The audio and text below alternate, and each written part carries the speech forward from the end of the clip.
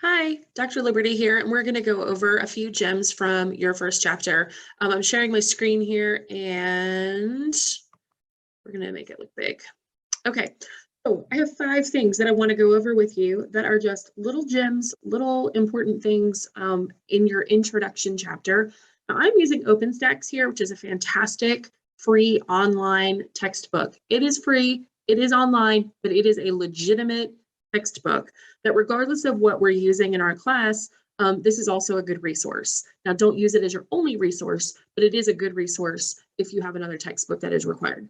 Okay, so there's 5 things I want to go over.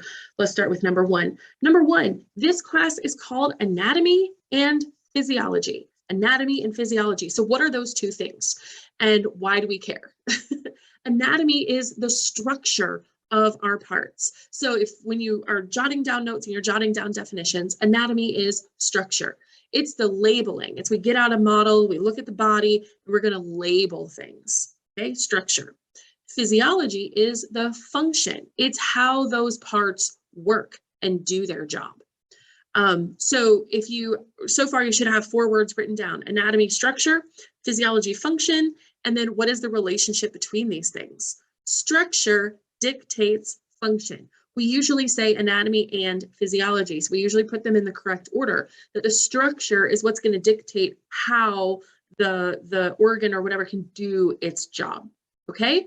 So when we're studying A&P, this is what you're going to find in every single chapter as we go through. That was number 1. Now, number 2. Okay, I'm hopping to the next section here, and that is going to be where we talk a little bit of chemistry, and this will come back in the next chapter as well. I'm just defining some of the terms that students tend to have problems with. And there's a lot of really good stuff here, but I want to go over these 3 words: anabolism or anabolic reactions, catabolism or catabolic reactions, and metabolism or metabolic reactions. So anabolic means to build something up. It means I have Lego parts, I have single Legos, and I'm going to put them together to build something bigger. So anabolic reactions are building. They're taking simple things, pieces, and building something more complex. Catabolic reactions or catabolism is where we're taking those complex things and we're breaking them down into their individual components. So that big, huge Lego creation that you made, we're breaking it back apart into the singles, the little pieces. Metabolism is all of these things. So if you look at that pink circle there in the middle of the screen, metabolism is all of those reactions. It's the sum of all of those things. All of the building up, all of the breaking down, metabolism. Okay, so when we eat food, if you eat a piece of bread, you're eating a starch. You're eating something that is what we call a polysaccharide, a polymer. So many pieces stuck together. In our bodies, we're going to break it down into its individual components, and then we're going to build it back into something that we can use in our bodies.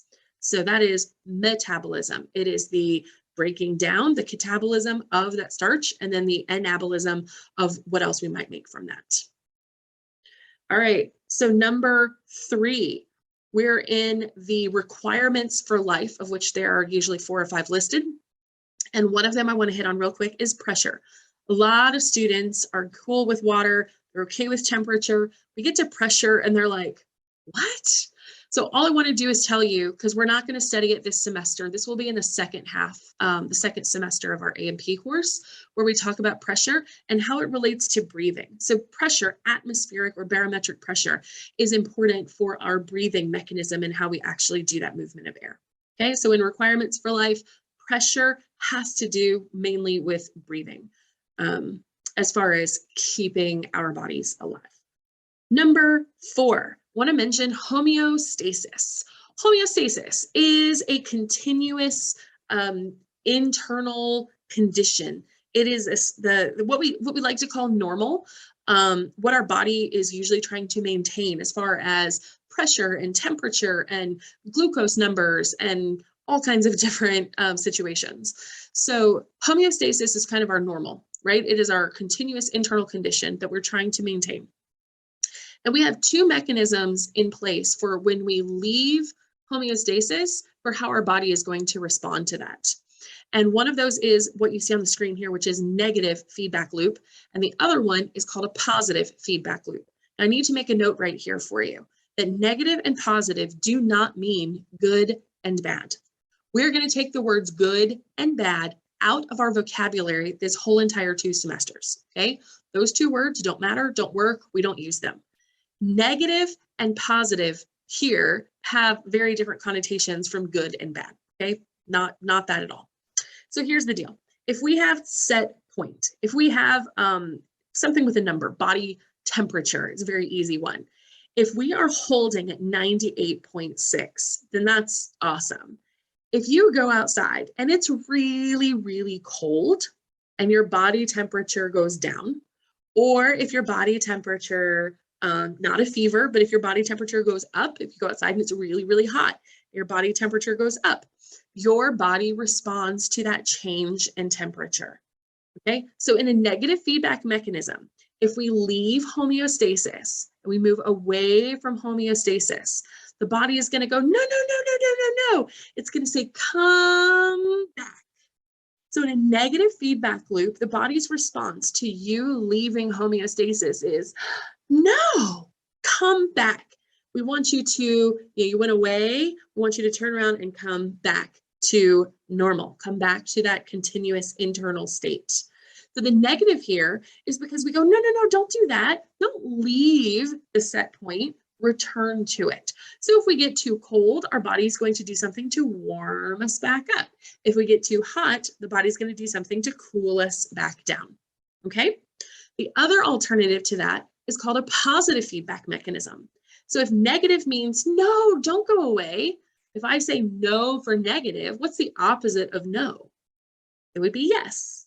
So in a positive feedback loop, when we leave homeostasis, when we leave that set point, the body says, okay, and it sends you over here to this positive feedback loop where we're going to spin until we finish with that process. Now there's 2 examples that we usually discuss for this. One of them is what you see on the screen here, and that is childbirth. So we leave homeostasis, we leave the normal state of relaxed or not contracting uterine muscles. And we enter this positive feedback loop where we're encouraging the uterus to contract and contract and contract until it finishes the process, and then it returns back to homeostasis. What's the finishing of this process? Delivering the baby, exactly. So positive feedback says, yeah, you're gonna leave homeostasis? Yes, go over there, stay over there. So what's the second? There's really only 2 of these that we talk about. And the second one is blood clotting. So in blood clotting, we start a cascade, we start a series of reactions, we leave homeostasis, we go through those reactions, and then it'll hit a natural kind of end point, and then the body will just return to everyday life. So positive says, yep, I want you to leave homeostasis, I want you to leave the set point, I want you to go over here and spin in this loop until you're done with that process, okay? All right, moving on to number 5. And number 5, in directional terms. So we're in anatomical terminology.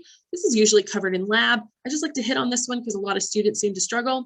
And I will hit on 2 words here, and those are proximal and distal. Please understand in terminology, almost all of these are opposites. So pair your words together to make sure that you know like anterior, posterior, right? So always put the 2 words together. You learn one, the other is the opposite. So proximal and distal refer are how we compare things on the limbs. So we're talking about the upper extremity or we're talking about the lower extremity. Proximal means closer to where that attaches. And so the shoulder is the most proximal thing I can discuss. And distal means more distant or further away. So it means that it's further away from the shoulder. So if you can compare things, we can say shoulder and elbow. The shoulder is more proximal and the elbow is more distal. We can also say the wrist is distal to the elbow. How would we use this in kind of everyday life in the clinical setting? I have a patient who has a bullet wound that is 2 centimeters distal to the elbow, medial elbow, okay? Anterior elbow, whatever. But that distal to means that I can identify something that everybody has, and then I can say where it is. The suspect has a tattoo, you know, whatever, proximal to whatever. So it's a comparison. All of these are comparisons, but proximal is closer to the point of attachment, so the hip and the shoulder. Distal is further away from. All right, so we covered 5 things. We talked about anabolism, catabolism, and metabolism. We talked about pressure. We talked about homeostasis and positive and negative feedback. We talked about proximal and distal. If you have any other questions related to this chapter or these topics, do not hesitate. We can do a Zoom video face-to-face call and go over your concerns. I can record another video if everybody asks me for the same thing, or we can just email back and forth and answer your questions that way. Don't hesitate to reach out. Even if I am your online instructor, I am still, here for you. So please reach out anytime you need.